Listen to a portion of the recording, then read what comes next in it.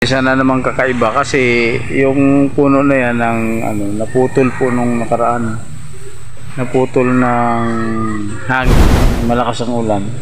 Naputol siya. So ibig sabihin buntis na yung time na yun. Kaya nagkaroon siya ngayon ng puso diyan sa may sa napagputulan, no? Sana matuloy, no? Yan puso niya.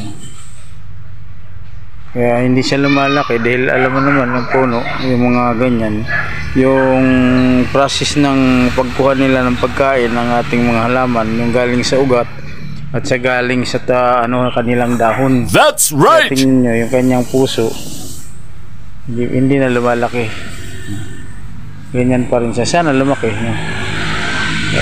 Wala siyang kumbaga nagkukulang siya ngayon ng pagkain, yes, para supplyan yung kanyang puso. Yun po mga kaibigan ko. Yan po yung kanyang yung kakaiba ngayon, no?